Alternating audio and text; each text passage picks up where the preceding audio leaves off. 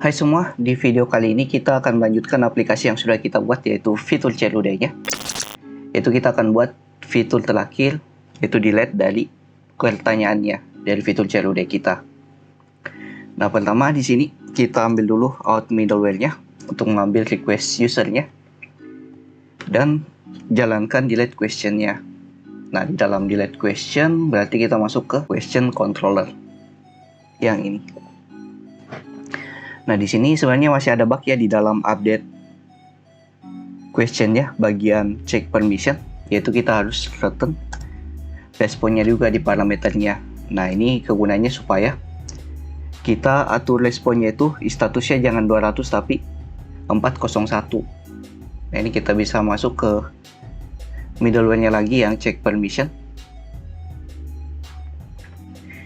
Di sini kita terima responnya di parameter dan kita tinggal buat respon dengan status 401 atau unauthorized. Dan di sini juga kayaknya ada yang salah di kondisinya.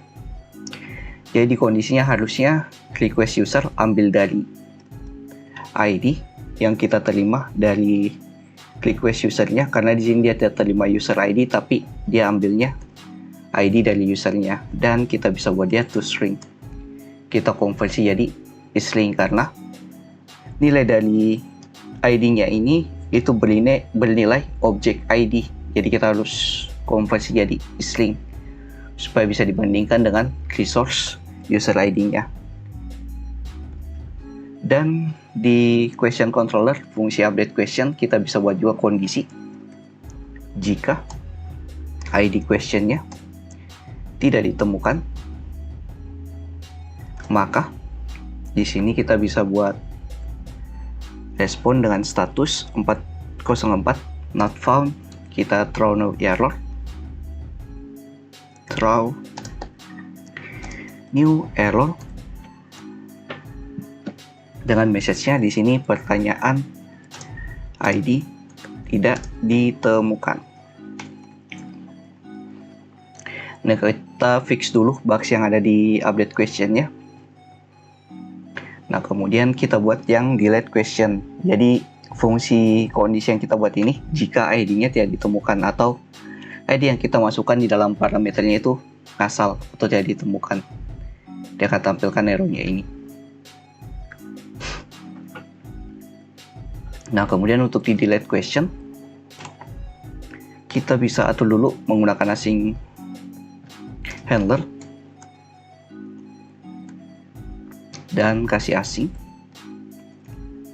untuk mengatasi asinkronus. Selanjutnya kita bisa find datanya berdasarkan parameter ID-nya. Kita bisa copy yang ini.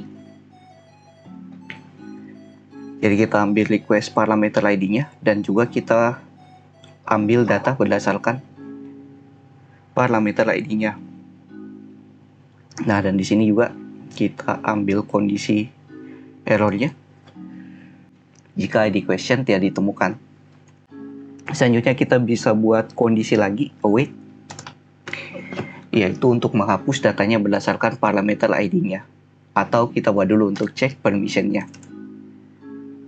Check permission request user-nya kita kasih, kemudian resource-nya yaitu ID question titik user ID, kemudian responnya. Selanjutnya kita bisa buat untuk penghapusan datanya await, panggil modelnya question titik find by ID and delete. Kita panggil parameter ID-nya, yaitu dia terima ID dari parameternya yang akan dia hapus. Kemudian kita tinggal respon atau return respon dengan status 200 JSON. Kita kasih message biasa saja, delete question atau delete pertanyaan berhasil, seperti ini. Kita tinggal jalankan aplikasinya untuk ke testing endpoint kita ini. mpen rundev seperti biasa.